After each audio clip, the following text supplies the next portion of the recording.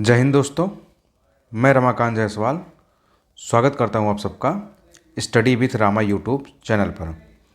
हमने अपने पिछले 2 वीडियो में ये समझ लिया है कि आईएएस की तैयारी करने से पहले क्या क्या चीज़ें आपको तैयार करना है, इसके पैटर्न क्या होते हैं, इसके सिलेबस क्या होते हैं, प्रीलिम्स में क्या पूछा जाता है, मेंस में क्या पूछा जाता है, या इसके बाद इंटरव्यू तक आप कैसे पहुंचते हैं, इसका फाइनल रिजल्ट कैसे बनता है, प्रीलिम्स में क्वालिफाइंग नेचर का होता है, फाइनल रिजल्ट में मार्क्स किसके जुड़ते हैं, मेंस के जुड़ते हैं, इंटरव्यू के जुड़ते हैं, सी साइट के पेपर्स क्या होते हैं, प्रीलिम्स में जो पहला पेपर होता है या जो दूसरा पेपर होता है उसमें पहले पेपर से ही आप क्वालिफाई माने जाते हैं, मेंस में कितने पेपर होते हैं। हमने अपने सारे प्लान को अच्छे से समझ लिया है कि आप आईएएस की तैयारी करने से पहले क्या तैयार करें। अब आप चाहे अंडर ग्रेजुएट हों या 12th पास आउट हों या आप पोस्ट ग्रेजुएट हो, अगर आप इससे पहले तैयारी नहीं किए हैं या तैयारी कर भी रहे हैं लेकिन अगर आपको चीज़ें अच्छे से पता नहीं है तो आप हमारे पिछले 2 वीडियो को देख के अच्छे से समझ सकते हैं कि इसका बेसिक पैटर्न क्या होता है, आपको कैसे कैसे पढ़ना है। हमने अपने दोनों वीडियो में बहुत विस्तार से चीज़ों को बता रखा है। आपको दोस्तों उम्मीद है कि आप लोगों को अच्छे से समझ में आया होगा कि आप आईएएस की तैयारी करने से पहले क्या क्या तैयार करें। अब हमारा जो ये वीडियो है इस सेल्फ स्टडी से आप आईएएस की तैयारी कैसे कर सकते हैं। देखिए, हर साल आईएएस का रिजल्ट आता है, हर साल बच्चे सेलेक्ट होते हैं। कुछ बच्चे ऐसे हैं जो कोचिंग के करके सेलेक्ट होते हैं, कुछ बच्चे ऐसे हैं जो सेल्फ स्टडी करके सेलेक्ट होते हैं। तो दोनों तरह के बच्चे हैं। और सेल्फ स्टडी में भी कुछ बच्चे ऐसे हैं जो मतलब ग्रेजुएट भी रहे हैं, ग्रेजुएशन कर रहे थे, उस दौरान उन्होंने प्रिपरेशन किया, और कुछ ऐसे हैं जो जॉब भी कर रहे थे उसके बाद छोड़ के उन्होंने सेल्फ स्टडी किया। तो दोनों तरह के बच्चे सेल्फ स्टडी से भी सिलेक्ट हुए हैं, कोचिंग के माध्यम से भी सिलेक्ट होते हैं। और ये चीज़ें आप पे डिपेंड करती हैं कि आप सेल्फ स्टडी करना चाहते हैं या कोचिंग के माध्यम से सिलेक्ट होना चाहते हैं। देखिए दोस्तों, अगर आप अपने प्रीलिम्स का हुआ या मेंस का हुआ, अगर आप अपना बैक ईयर पेपर देखते हैं तो आप समझ जाएंगे कि आपको कोचिंग की ज़रूरत है कि नहीं है। जब आप बुक पढ़ेंगे तो आपको चीज़ें अच्छे से समझ में आ जाएगी। तो ये डिपेंड करता है आप जैसे बच्चों के ऊपर कि आपका बैकग्राउंड क्या रहा है एजुकेशन का, कि आपको कोचिंग की आवश्यकता है या नहीं है। कुछ लोग केवल ऑप्शनल के लिए करते हैं, कुछ लोग केवल जीएस के लिए करते हैं, तो डिपेंड करता रहता है। लेकिन हम इस वीडियो में आपको ये बताएंगे कि आप चाहें तो सेल्फ स्टडीज़ से यानी खुद से पढ़ के कैसे आईएएस की प्रिपरेशन कर सकते हैं। देखिए दोस्तों, सेल्फ स्टडी से पढ़ने के लिए भी सबसे पहले अगर आप सेल्फ स्टडी करना चाहते हैं तो सबसे पहले आपको रिसोर्सेज पता होनी चाहिए कि यानी सोर्स क्या है, इसके जो स्रोत होते हैं यानी कौन कौन सी बुक हमको पढ़नी है, उस बुक के बारे में आपको पता होगा तभी तो आप सेल्फ स्टडी कर पाएंगे। नहीं तो आप ऐसे हवा में तीर थोड़ी ना चलाना है। अब ये जो वीडियो है 12th पास आउट के लिए भी है, ग्रेजुएट के लिए भी है, या जो लोग अभी पहली बार तैयारी कर रहे हैं उनके लिए भी है। यानी हर तरह के बच्चे इस वीडियो को देख के समझ सकते हैं कि आपको कैसे तैयारी करना है, क्या क्या आगे पढ़ना है। तो देखिए, हमने लगभग 5-6 सब्जेक्ट बताए थे कि जो आपके बेसिक सब्जेक्ट होते हैं, जिनको आपको हर हाल में जो प्रीलिम्स में भी आते हैं, मेंस में भी आते हैं, तो आपको दिमाग में लेके चलना है। तो आप उसके लिए निश्चिंत रहिए, मैं इस वीडियो में आपको बताऊंगा कि आपको हर एक सब्जेक्ट के लिए कौन कौन सी बेसिक बुक पढ़नी है। तो देखिए, सबसे पहले हम देख लेते हैं हिस्ट्री के बारे में। दोस्तों, शुरू करने से पहले आपसे एक निवेदन है कि आप इस लेक्चर को आप अपने दोस्तों में शेयर कर दीजिए और हमारे चैनल को भी आप अपने दोस्तों को बता दीजिए ताकि वो लोग भी इसको समझ जाएं कि उनको कहाँ से क्या चीज़ें पढ़नी है। तो देखिए, हमारे चैनल का नाम भी आप सबको पता भी है, स्टडी विथ रामा। इस चैनल को आप अपने दोस्तों में शेयर भी कर दीजिए, वीडियो को भी शेयर कर दीजिए और लाइक कर दीजिएगा। तो दोस्तों, हम शुरू करते हैं। सबसे पहले हम बात करते हैं हिस्ट्री की, यानी इतिहास की। यानी इतिहास के लिए आपको कहाँ से चीज़ें पढ़नी है, कैसे कैसे पढ़नी है, आप इस चीज़ को समझ लीजिए। तो देखिए, एक चीज़ होती है, आपने बहुत सुना होगा, एनसीईआरटी। जो बच्चे सीबीएसई बोर्ड से होंगे वो अच्छे से जानते होंगे एनसीईआरटी में क्या चीज़ें आती हैं, और जो बच्चे यूपी बोर्ड से या अदर बोर्ड से हैं उनको भी पता है। तो देखिए, आईएएस की तैयारी करने में सबसे रामबाण जो बुक है वो होती है एनसीईआरटी ही होती है। तो आप इसको ध्यान रखिएगा, चाहे कोई भी सब्जेक्ट हो। अगर आप आईएएस की तैयारी कर रहे हैं तो उसके लिए सबसे रामबाण जो बुक होती है वो होती है एनसीईआरटी। तो इसको आप हमेशा अपने दिमाग में लेके चलेंगे। तो देखिए, हिस्ट्री के लिए ओल्ड भी एनसीईआरटी आपको मार्केट में आसानी से मिल जाएगी, न्यू एनसीईआरटी की बुक आपको आसानी से मार्केट में मिल जाएगी। यानी इतिहास के लिए आपको दोनों पढ़नी है, आपको ओल्ड एनसीईआरटी भी पढ़नी है और आपको न्यू एनसीईआरटी भी पढ़नी है। दोनों तरह की एनसीईआरटीज़ मार्केट में आसानी से आप किसी बुक स्टॉल पे जाएंगे, आप जहाँ भी होंगे और आपको वहाँ आसानी से मिल जाएगी। तो देखिए, जो बच्चे अभी 12th पास आउट किए हैं, मतलब जिनका भी ग्रेजुएशन चल रहा है, चाहे वो फर्स्ट ईयर हो या सेकेंड ईयर हो या थर्ड ईयर हो, मतलब जिनको अभी 2-3 साल बाद आईएएस की का पेपर देना है, तो जो हिस्ट्री की जो एनसीईआरटी आती है वो आसानी से 6 से लेकर 12 तक जो एनसीईआरटी आती है उनको आप आराम से पढ़िए। आप उसको पढ़िए, समझने की कोशिश करिए कि हर शासन काल कैसा रहा है, कैसे टाइम पीरियड चेंज होता गया है, किन किन शासकों ने क्या क्या योजनाएं बनाई थी, आप इनको समझिए और बैक ईयर क्वेश्चन पेपर को भी आप अपने पास रखिए। अब देखिए कि क्या क्या पूछा जाता है। लेकिन जो बच्चे अभी 1-2 साल में ही पेपर देने वाले हैं वो 11th-12th की सिर्फ पढ़ें, ओल्ड एनसीईआरटी भी और न्यू एनसीईआरटी। मतलब जो बच्चे 2-3 साल बाद पेपर देना चाह रहे हैं वो आराम से 6 से लेकर 12 तक की बुक को आसानी से पढ़ें और समझने की कोशिश करें। लेकिन जिन बच्चों को अभी हाल ही फिलहाल में 1-2 साल में पेपर देना है तो वो 11th-12th की एनसीईआरटी को आराम से पढ़िए। देखिए, अभी इसका मतलब ये नहीं हुआ कि आपको पढ़ना है तो सिर्फ आप एक बार पढ़ लिए तो आपको काम हो गया, ना ना। आपको कम से कम एनसीईआरटी को 2 से 3 बार, 5-6 बार, जितना आप हो सके आप आराम से पढ़ेंगे और समझने की कोशिश करेंगे कि टाइम, इतिहास में देखिए, इतिहास में सबसे इंपॉर्टेंट होता है टाइम पीरियड का चेंजिंग, कि मतलब हर टाइम पीरियड पे हर शासक कैसे आया, कैसे कैसे चीज़ें बदलती गई, तो आप अच्छे से समझने की कोशिश करेंगे। और आप लोग जानते भी हैं कि इतिहास के लिए 3 पार्ट होते हैं। एक होता है एंशियंट हिस्ट्री का, यानी प्राचीन भारत का इतिहास का। एक होता है मेडिवल हिस्ट्री का, यानी मध्यकालीन भारत इतिहास का। एक होता है मॉडर्न हिस्ट्री, यानी आधुनिक भारत का इतिहास। तो 3 तरह के इतिहास के खंड आते हैं और आपको तीनों के तीनों ही पढ़ने हैं। प्राचीन भारत के इतिहास को भी पढ़ना है, मध्यकालीन भारत के इतिहास को भी पढ़ना है और आधुनिक भारत के इतिहास को भी पढ़ना है। देखिए दोस्तों, जब आप एनसीईआरटी को पढ़ेंगे तो एनसीईआरटी में तीनों ही कालखंड से चीज़ें मिल जाएंगी आपको, प्राचीन भारत के भी, मध्यकालीन भारत के भी और आधुनिक भारत के बारे में। तो एनसीईआरटी जो है आपको तीनों ही कालखंड को आसानी से कवर करा देती है। और अगर आपको सिलेक्शन लेना है तो आप जब बैक ईयर क्वेश्चन पेपर देखेंगे तो आप आसानी से समझ जाएंगे कि मेन रोल इन्हीं का होता है। लेकिन अब आपको हर एक पार्ट की एक रेफरेंस बुक रखनी पड़ती है ताकि आपको जो एक्स्ट्रा नॉलेज हो आप वहाँ से ले सकें। तो देखिए, जो आधुनिक भारत का इतिहास है उसके लिए सबसे अच्छी बुक इस समय है स्पेक्ट्रम की। ये हिंदी और इंग्लिश दोनों में आती है, हिंदी और इंग्लिश दोनों मीडियम में बुक अवेलेबल है, तो आपको दिक्कत नहीं होगी। अगर हिंदी मीडियम से आप हैं तो भी आप इसको ले सकते हैं, इंग्लिश मीडियम। तो आप याद रखिएगा कि आधुनिक भारत के इतिहास के लिए जो रेफरेंस बुक है वो है स्पेक्ट्रम है। इसी तरह मध्यकालीन भारत का जो इतिहास है उसके लिए सतीश चंद्र की एक बुक आती है, एक राइटर हैं सतीश चंद्र, आप इनकी बुक को ले सकते हैं। पार्ट 1 और पार्ट 2 में आती हैं और एक में भी आती है, पार्ट 1 और पार्ट 2 करके भी आती है। एक आता है दिल्ली सल्तनत वाला, एक आता है मुगल कालीन भारत का। तो आप इसके दोनों पार्ट को ले लीजिए। सतीश चंद्र की जो बुक आती है मेडिवल हिस्ट्री के लिए, आप उसको ले लीजिए, आप वहाँ से इसको पढ़ सकते हैं। और जो प्राचीन भारत का इतिहास है उसके लिए भी 2-3 बुक आती है। अब आपको उसमें से जो भी समझ में आए आप एक बुक को ले सकते हैं। इसी तरह है मध्यकालीन भारत के इतिहास के लिए भी एक बुक आती है हरिश्चंद्र वर्मा की, हरिश्चंद्र वर्मा की। तो आप चाहें सतीश चंद्रा वाली भी बुक ले सकते हैं, आप हरिश्चंद्र वाली वर्मा भी, दोनों बुक मार्केट में है। आप अपनी सुविधा के अनुसार जो भी समझ में आए, ये भी 2 पार्ट में आती है, ये भी 2 पार्ट में आती है। आपको लगता है कि आप किससे कवर कर सकते हैं तो आप आसानी से ले सकते हैं। इसी तरह प्राचीन भारत के इतिहास के लिए एक तो रामशरण शर्मा की बुक आती है, आप उसको भी ले सकते हैं। एक आती है उपेंद्र सिंह की बुक, आप उनको भी ले सकते हैं। एक आती है झा एंड श्रीमाली की बुक, आप उनको भी ले सकते हैं। मतलब आप इन तीनों में से किसी को भी ले सकते हैं, आप अपनी सुविधा के हिसाब से। हिंदी इंग्लिश मीडियम में ये बुकें अवेलेबल है मार्केट में, तो आप एक एक रेफरेंस बुक रख सकते हैं। तो एंशिएंट के लिए रेफरेंस बुक आप रामशरण शर्मा, उपेंद्र सिंह या झा श्रीमाली में से कोई ले सकते हैं।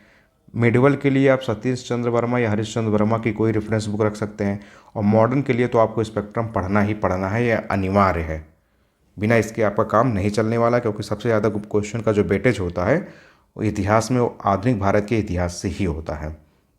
तो आप इसको भी रख लेंगे। बहुत ज़्यादा मोटी बुक नहीं है, लेकिन अगर आप पढ़ना चाहेंगे तो आप आसानी से इसको पढ़ सकते हैं। तो उम्मीद है दोस्तों कि आप ये समझ गए होंगे कि आपको हिस्ट्री के लिए कौन कौन सी बुक पढ़नी है। लेकिन आप याद रखिएगा कि सबसे पहले आप शुरुआत किससे करेंगे, एनसीईआरटी से, और बैक ईयर क्वेश्चन पेपर आप देख लेंगे, उसके बाद आप एनसीईआरटी से पढ़ना स्टार्ट करेंगे। अब हम देखते हैं पॉलिटी यानी भारतीय राज व्यवस्था, यानी भारतीय राज व्यवस्था के लिए आपको कौन सी बुक पढ़नी है, आप इसको देख लीजिए। तो देख लीजिए, इसके लिए भी सबसे इम्पोर्टेंट बुक है एनसीईआरटी, 9 से लेके 12 तक, यानी क्लास 9 से लेके कक्षा 12 तक की जो एनसीईआरटी की बुक आती है पॉलिटी यानी भारतीय राज व्यवस्था की, आप उसको ले लेंगे, आप उसको आसानी से पढ़ेंगे। अब ये डिपेंड करता है फिर वही कि आप अभी 1-2 साल में देना चाहते हैं या आप 2-3 साल बाद देना चाहते हैं, तो आप अपनी सुविधा के हिसाब से देख सकते हैं। अगर आपके पास टाइम है तो आप 9 से लेकर 12 तक की पॉलिटी यानी भारतीय राज व्यवस्था के एनसीईआरटी को पढ़ सकते हैं। नहीं तो एक बुक आती है लक्ष्मीकांत की, इंडियन पॉलिटी करके, हिंदी और इंग्लिश दोनों में, यानी भारतीय राज व्यवस्था करके लक्ष्मीकांत की एक बुक आती है। आप किसी भी बुक स्टॉल पे जाएंगे आपको मिल जाएगा। आप इसको लेके कम से कम 4 से 5 बार पढ़िए, क्योंकि 1-2 बार में आप कोई भी बुक पढ़ेंगे तो आपको समझ में नहीं आएगा। अगर आपको आईएएस बनना है या यूपीएससी क्लियर करना, अगर आप अधिकारी बनना चाहते हैं तो आपको आसानी से तो चीज़ें मिलेंगी नहीं, क्योंकि देश की इतनी बड़ी सर्विसेज है। लेकिन अगर आप पढ़ेंगे इसको 2 से 3 बार तो आप आसानी से पढ़ सकते हैं। यानी भारतीय राज व्यवस्था के लिए आपको कौन सी बुक पढ़नी है, सबसे पहले तो आप एनसीईआरटी अपने दिमाग में रखिए। एनसीईआरटी आपको 9th और 12th की पढ़नी है। अगर आप इसको नहीं पढ़ पा रहे हैं, अगर आपके पास समय कम है, तो आप लक्ष्मीकांत आपके लिए कंपलसरी बुक है, आपके लिए सबसे कंपलसरी। जैसे हिस्ट्री में सबसे कंपलसरी क्या, पहले तो एनसीईआरटी, उसके बाद स्पेक्ट्रम, उसी तरह भारतीय राज व्यवस्था के लिए सबसे कंपलसरी बुक क्या है, लक्ष्मीकांत।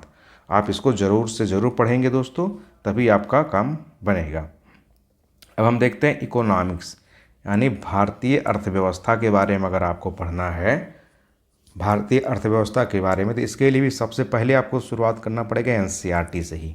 9 से लेकर 12 तक की जो इसकी एनसीईआरटी आती है उसको भी आपको पढ़ना पड़ेगा। देखिए सब बुक हिंदी और इंग्लिश दोनों में अवेलेबल है, चाहे एनसीईआरटी हो चाहे रेफरेंस बुक हो।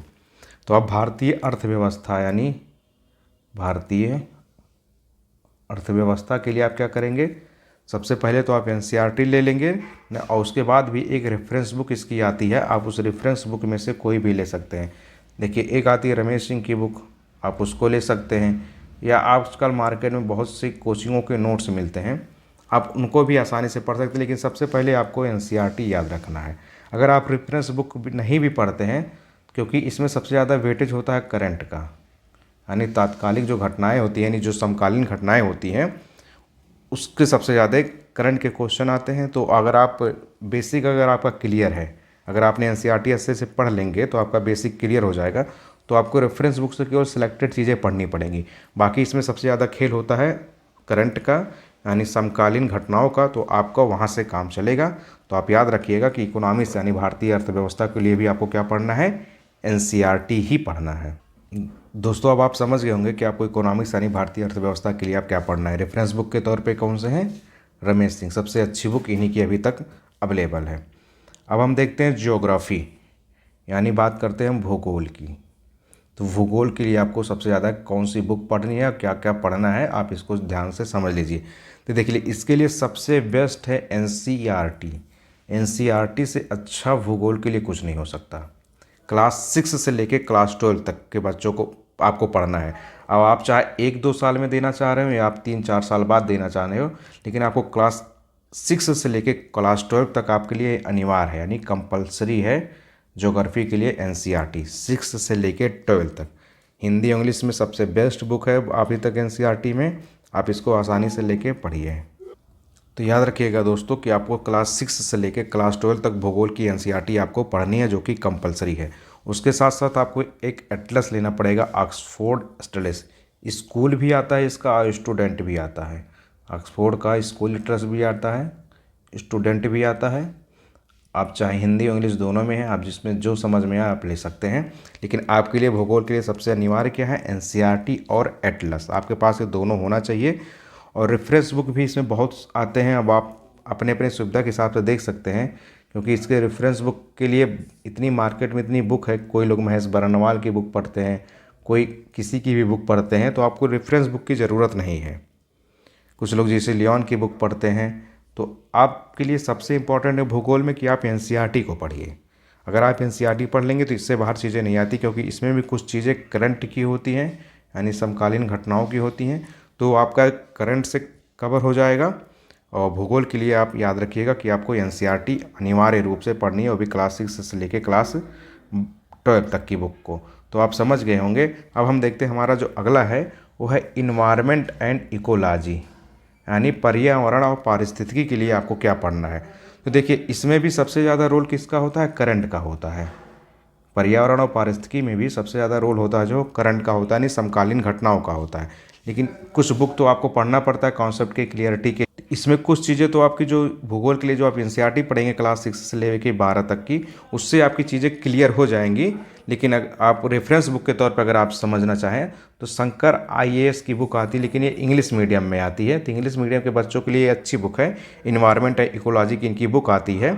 बाकी जो अगर हिंदी मीडियम के हैं, इंग्लिश मीडियम में अगर वो थोड़ा कम चीज़ें पढ़ के ज़्यादा करना चाहते हैं तो बायोलॉजी की जो एनसीईआरटी है क्लास 12 के, क्लास 12 की जो बायोलॉजी की एनसीईआरटी आती है उसकी जो लास्ट 4 चैप्टर हैं वो इसी से संबंधित है, इन्वायरमेंट एंड इकोलॉजी से। तो अगर आप एनसीईआरटी पढ़ना चाहते हैं यानी आसान लैंग्वेज में, तो आप क्या करेंगे, जो बायोलॉजी की बुक है क्लास 12 की उसको आपको पूरी नहीं पढ़नी है, उसका जो लास्ट 4 चैप्टर है, लास्ट 4 चैप्टर है क्लास 12 की, आपको उसकी पढ़नी है।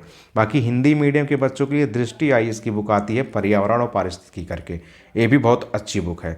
तो आप समझ गए होंगे कि इन्वायरमेंट और इकोलॉजी यानी पर्यावरण और पारिस्थितिकी के लिए क्या करेंगे। अगर इंग्लिश मीडियम के स्टूडेंट है तो आप शंकर आईएएस की बुक ले सकते हैं, एक अच्छी बुक है। बाकी अगर आप हिंदी और इंग्लिश मीडियम दोनों के बच्चे हैं तो आप क्या करेंगे, क्लास 12 की जो एनसीईआरटी आती है बायोलॉजी की, उसके आप लास्ट 4 चैप्टर को आप आसानी से पढ़ेंगे, आपका कवर हो जाएगा। बाकी दृष्टि आईएएस एक संस्था है दिल्ली की, इनकी जो बुक आती है वो हिंदी और इंग्लिश मीडियम दोनों में है। क्विक सीरीज करके एक बुक आती है पर्यावरण और पारिस्थितिकी की, ये बहुत अच्छी बुक है हिंदी मीडियम से। आप इसको पढ़ लेंगे तो आपके लगभग बेसिक जो टर्म्स होते हैं इन्वायरमेंट और इकोलॉजी के, आप इसको समझ जाएंगे। बाकी तो रोल इसमें करंट का होता है। अब देखिए हमने अभी तक देखा कि आईएएस की अगर आपको तैयारी करनी है तो आपको करंट अफेयर्स यानी समकालीन घटनाओं यानी तत्कालीन घटनाओं से तो आपको रूबरू हमेशा रहना है। आपको हमेशा याद रखना कि देश दुनिया में क्या चल रहा है, लेकिन यह नहीं कि क्या हर एक घटनाओं को याद रखना है। आप घटनाएं तभी समझ पाएंगे कि आपको क्या याद रखना है जब आप बैक ईयर क्वेश्चन पेपर देखेंगे। आप क्या करेंगे, जितने भी बच्चे अभी तैयारी शुरू करना चाहते हैं वो प्रीलिम्स का हो या मेंस का हो, वो पिछले 10 साल का आप जाइए बैक ईयर क्वेश्चन पेपर ले आइए मार्केट से।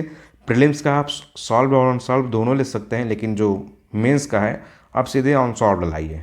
और आप देखिए कि मतलब प्रीलिम्स में क्या क्या हर एक टॉपिक से क्वेश्चन पूछा गया है और मेंस में क्या क्या पूछा गया और कैसे उसको करंट से जोड़ा गया है। तभी आप समझ पाएंगे कि करंट में आपको क्या क्या पढ़ना है और कैसे आपको करंट अफेयर्स यानी समकालीन घटनाओं को अपने दिमाग में रखना है। क्योंकि देखिए दोस्तों, ये देश की सबसे बड़ी परीक्षा है और इसके भी कुछ क्राइटेरिया है, कुछ दायरे हैं। ये नहीं कि आपको सब कुछ पढ़ना है। मानता हूँ कि सिलेबस इसका बहुत विशाल है, बहुत वास्ट है, लेकिन आपको अंततः सिलेक्शन लेना। तो सिलेक्शन के लिए आप अगर सिलेक्शन वाली सेलेक्ट चीज़ें ही पढ़ेंगे तो आपका सिलेक्शन आसानी से हो जाए। देखिए करंट अफेयर्स के लिए आपको क्या पढ़ना है, तो देखिए सबसे पहले न्यूज़पेपर का बहुत अहम रोल होता है यूपीएससी की तैयारी करने के दौरान। आप न्यूज़पेपर को इग्नोर नहीं कर सकते हैं। तो करंट अफेयर्स आप चीज़ें अपने आप समझ जाएंगे। तो देखिए इंग्लिश मीडियम में सबसे अच्छी न्यूज़पेपर आती है the Hindu newspaper, the Hindu और इंडियन एक्सप्रेस, ये सबसे अच्छी न्यूज़पेपर है। तो आप इंग्लिश मीडियम का अगर स्टूडेंट हैं या आप हिंदी मीडियम के हैं तो आप दोनों ही इसको लेके पढ़िए।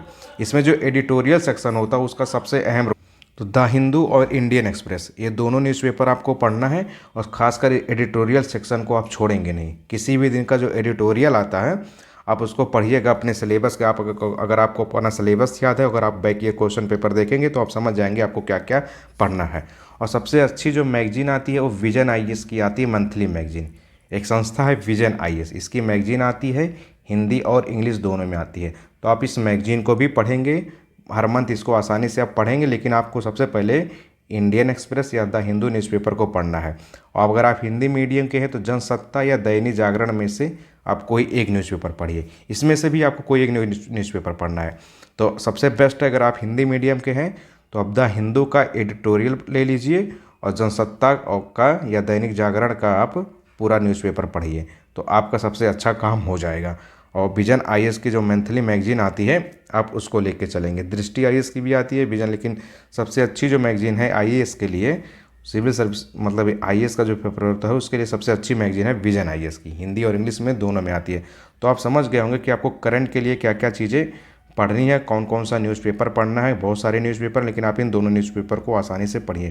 तो देखिए, साइंस एंड टेक जो होता है, इसमें जो विज्ञान और प्रौद्योगिकी के संबंधित से जो चीज़ें होती है उसके लिए भी करंट अफेयर्स का सबसे ज़्यादा योगदान होता है। तो आप याद रखिएगा, आप अगर साइंस एंड टेक की अगर आप बात करें तो आप साइंस का बेसिक नॉलेज आपके पास होना चाहिए। जैसे जो बेसिक नॉलेज होता है वो आपका काम यहाँ चल जाएगा। आप स्टेट पीसीएस जब देंगे तो आपको वहाँ ज़रूरत पड़ेगी, आपको साइंस पढ़ना पड़ेगा, लेकिन इसमें साइंस का आपकी बेसिक नॉलेज है। आपको करंट अफेयर्स की चीज़ें ध्यान रखनी है। मतलब जैसे इसरो ने कौन कौन सा मिशन अभी लॉन्च किया है, नासा कौन कौन सा मिशन लॉन्च कर रही है, या कुछ नया प्रयोग किया हुआ जैसे डीएनए या आरएनए से लेके जो बड़ी बड़ी घटनाएं होती हैं, आपको उन सब चीज़ों को याद रखना है। या नोबेल प्राइज़ जो मिलता है इसमें ये नहीं पूछा जाता कि नोबेल प्राइज़ किसको दिया गया, लेकिन नोबेल प्राइज़ जिस सब्जेक्ट पे दिया गया तो आपको उसकी बेसिक गहन समझ होनी चाहिए।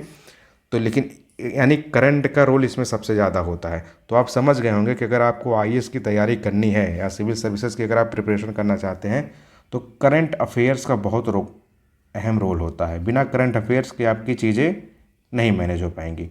तो आप समझ गए होंगे कि सबसे पहले तो आपको न्यूज़पेपर पढ़ना। न्यूज़पेपर में आपने देखा होगा कि एक तो द हिंदू आप अनिवार्य रूप से पढ़ेंगे अगर आप इंग्लिश मीडियम के हैं, या इंडियन एक्सप्रेस, इन दोनों में से आपको एक अनिवार्य रूप से पढ़ना ही पढ़ना है।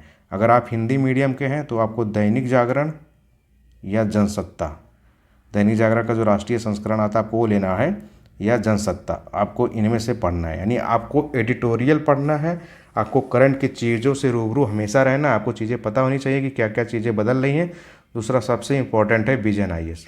दिल्ली में एक संस्था है विजन आईएएस, इनकी जो करंट अफेयर्स की मंथली मैगजीन आती है, मंथली आती है मतलब हर मंथ आती है, इस मैगजीन को आपको पढ़ना है। इनके लास्ट में भी एग्ज़ाम के समय भी कुछ चीज़ें आती हैं तो उसको आप अभी अपने दिमाग से हटा दीजिए, लेकिन आपको करंट की ये चीज़ें पढ़ना है।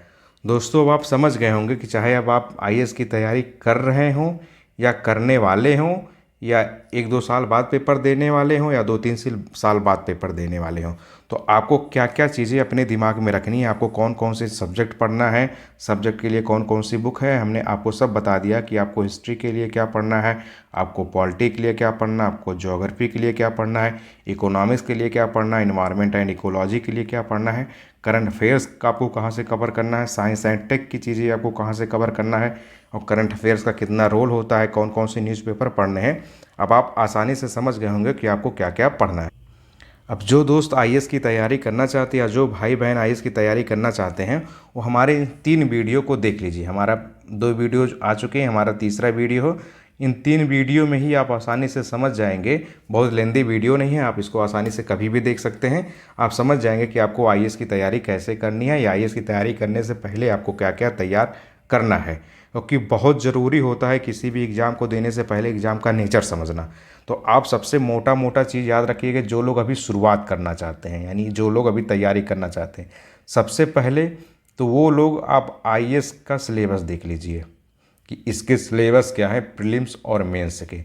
सिलेबस के बाद आपका सबसे अहम रोल निभाता है बैक ईयर क्वेश्चन पेपर। आप ये भी देखिए कि प्रीलिम्स और मेंस में क्वेश्चन किस तरह के आते हैं, तभी आप इसका आइडिया लगा पाएंगे कि आप कर पाएंगे कि आप नहीं कर पाएंगे।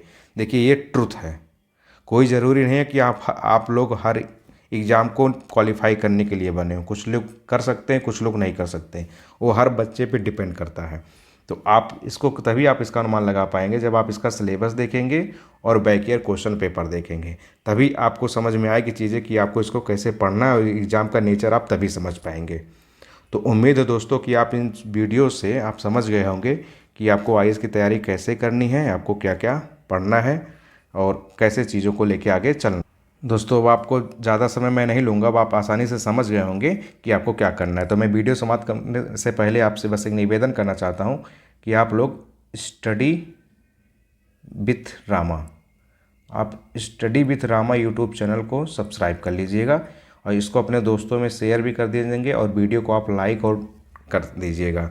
उम्मीद है दोस्तों कि आपको चीज़ें अच्छे से समझ में आएंगी। अगर आपको कुछ और भी इसके बाद कोई डाउट रह जाते हैं अगर आपके कोई क्वेश्चन या सवाल रह जाते हैं या आप कुछ सजेशन देना चाहते हैं तो आप नीचे कमेंट बॉक्स में दे देंगे, मैं उसका आपको रिप्लाई अवश्य करूँगा। अगर कुछ मुझसे छूट जाती है चीज़ें कवर करने में तो आप कमेंट बॉक्स में डाल देंगे तो मैं उसका रिप्लाई करूँगा। तो उम्मीद है दोस्तों आपको चीज़ें अच्छे से समझ में आ गई होगी।